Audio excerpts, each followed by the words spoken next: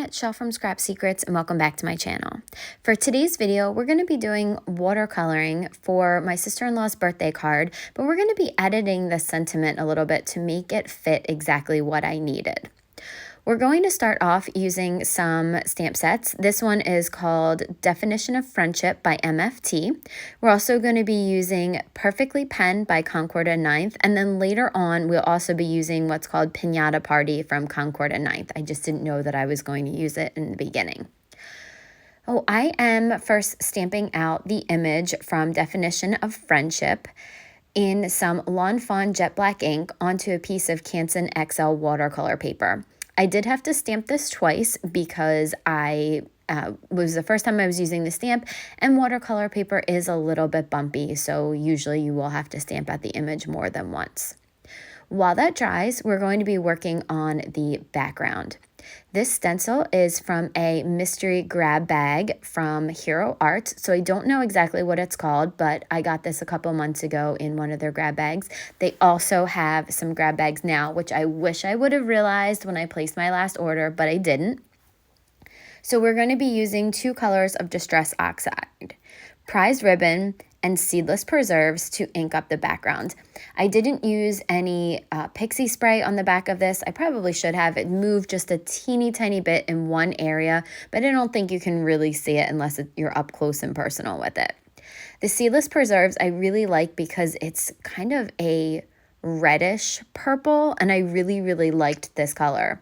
Oh, I wanted to go ahead and use that, and I thought it looked really pretty with the Prized Ribbon. So I went back in, and I'm going to go back in and use a little bit more of Prized Ribbon.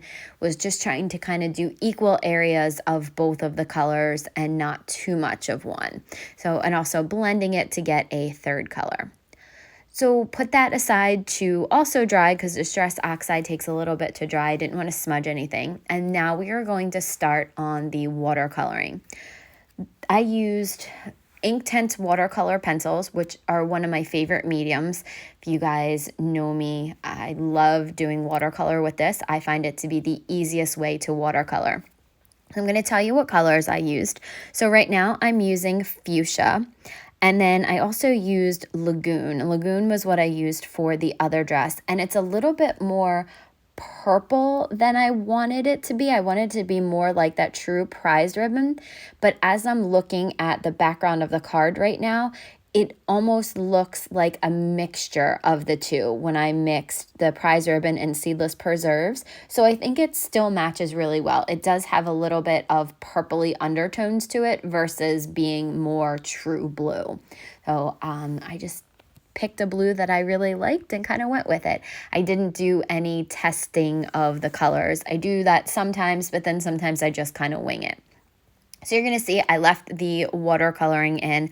I'll tell you the rest of the ink colors the Inktense watercolor pencils that I used. I used tan for their skin, baked earth, sun yellow, and saddle brown for the hair. For the blonde on the left-hand side, you're going to be using the sun yellow and the baked earth. And then for the brunette on the right, it's going to be baked earth and saddle brown. So I used that baked earth in both of them. So there was a little bit of continuity between the two. I have blonder hair. My sister-in-law has brown, but has some blonde in it too. So that's why I chose the colors that I did. So while I am watercoloring, and I left basically the majority of this in, I'm just going to talk to you guys a little bit, do maybe a little bit of story time. If you saw my haul video, you know that I started to get stuff for the girls for them coming over. I pretty much take them every year and we make cards and we make gifts for their other sister and for their parents, for my parents and their other grandparents as well if we have time.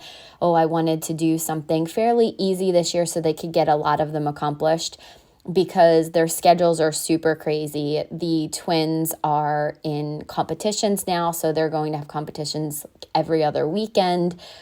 So it's going to be hard to take them. They also live about an hour away, so it is harder for them to come over. They used to live 5 minutes away, 5-10 minutes away, and now they live an hour away, so it's not as easy to just take them. So I have to figure out some time, so it's going to be a little bit more creative this year, and I wanted to do something with them still because they both said that they wanted to come and make Christmas presents here. What we usually do is when I take my sister's kids, she'll take one of the twins and then they'll go out shopping for the twin that I have's Christmas presents from the other sister. So when I have Brooklyn, Madeline goes out shopping for Brooklyn and then vice versa. And they love it because they get to spend, one gets to spend time with me and then one gets to spend one-on-one time with their parents, which doesn't happen as often because it's just, the girls are the same age and they do a lot of the same things together. So they don't get a ton of one-on-one time with their parents. So I like doing that because then I get one-on-one time with them and then they get one-on-one time with their parents. And then when I've never taken Mila before, so this is going to be interesting. She's 3.5 going on 7 or 8, depending on who you ask. My parents had them while my brother and sister-in-law went out of town for their anniversaries. My parents had them for a couple of nights, and Mila, they did a sleepover with all 4 girls. And Mila does not realize that she's not 7 or 8 like the other 3 girls. But she keeps up with them, and Brooklyn is so good with her. It's really, really cute to watch because she's very protective of Mila. And those two happen to be my godchildren, Brooklyn and Mila. Oh, they're very protective of each other. Nora and Madeline play together really well. All 4 of them do really well together. But Mila thinks she's a lot older than she is, so I know she's going to want to start coming over and doing crafts, especially since last year she didn't really realize what was going on, but I know she's going to want to come over. So I'm trying to find something that I can do with her that'll be easy enough to do, that she won't get frustrated with, but it'll still be cute and maybe they can kind of all do. So if you saw that haul video and the intro video, it was kind of just like one where I showed my face for once because I had some makeup on. And I just kind of gave you a little bit more info about the intro video for the series that I'm doing. And then I kind of did a little bit of a haul. So if you saw that, you saw what I was going to have the girls make. So I'm not really sure. I think that it might be too babyish for some of the girls, but it'll be, at least we'll get something done. I'm looking forward to that because I miss the girls. This is actually Sunday night that I'm making this video and doing the voiceover. So this won't go up for a while because my sister-in-law's birthday is Wednesday. So it won't go up until after I give her the card. But, I had the girls today. We went to the girls' cheerleading competition. It was Brooklyn's first one. So it was actually an expo, which was really cute. So I got to see all 4 of my nieces today, who I have not seen since before I went away at the end of last month. So it's been a while since I've seen all 4 of them. So it was nice all of us were able to get together for a couple of hours today and watch the older girls cheer. So back to the card, I am just finishing up. I've done the hair. I notice I kept a couple of the brush strokes in on both of the girls just so that it gives it a little bit of definition and some color because, hair color is not all one shade, especially when you dye it. But so it's not all one shade. I'm putting on the rosy cheeks and then I am taking a black brush pen and putting eyelashes on the girls. I think it just gives it a little bit of extra character. And then I'm going to take a white gel pen. I'm going to put some dots right on their cheeks like I do to pretty much all of the characters, and then put dots in the eyes. I originally had planned to fussy cut this image out, and then when I looked at it with the background, I was thinking, maybe I should just leave it on there. So I cut it down a little bit. I was going to round the corners with a 1/4-inch quarter round, but then I decided against it. I wasn't really sure how it would look, and you can't undo it once you've done it. So I'm going to just glue all this together. That background pattern paper measures 3 3/4 by 5 inches. So it's it's a 1/2 of an inch shorter than the card base. So you'll have a 1/4 of an inch border on every side. I glued those all down with my Honeybee Bee Creative Glue. And now we're going to get ready to do the custom sentiment. So these are scrap pieces that I cut down from that piece that I watercolored. And there's a sentiment in the definition of friendship that says, can't imagine having a better friend than you. But I didn't want to put friend because she's my sister-in-law. I mean, we are friends, but I wanted to say sister-in-law. So this is the great part about stamps, is that you can customize it. Now, I could have cut out the word friend, and I know people freak out about this. I did too. I very rarely cut my stamps, but I know there are people who do it. So instead, what I did was I took a piece of washi tape and put that over the word friend, inked up the stamp, and then stamped it down. Now, one of the things that you do have to remember, make sure you take that washi tape off before you stamp it down, or the washi tape the ink that's on top of the washi tape transfers over onto the sentiment. Ask me how I know. I've done it more than once, and that is super frustrating because I didn't do it this time, but it is very frustrating when you don't do that. Now I'm going to be going back to the Concord and Ninth perfectly penned, and it has cursive letters and then little block letters. Oh, I know that these letters are thicker than the other letters in the sentiment. That might bother some people, but for me, it doesn't really. I decided to stamp out the I. Sister-in-law would not fit in there, so the abbreviation SIL will.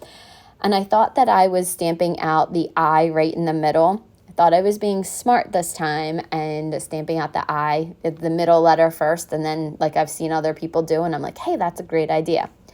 It didn't work that well because I can't eyeball things.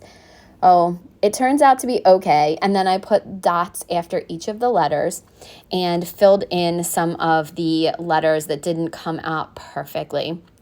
And then I'm going to go around with the ink that's left on my brush from the Seedless Preserves and just give it a little bit of color to it.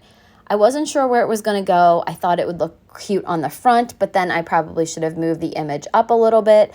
I'm like, do I want it on the inside? I couldn't figure it out. And then I was like, oh, I know what I'll do. I'll put happy birthday on the outside, and then this can go on the inside.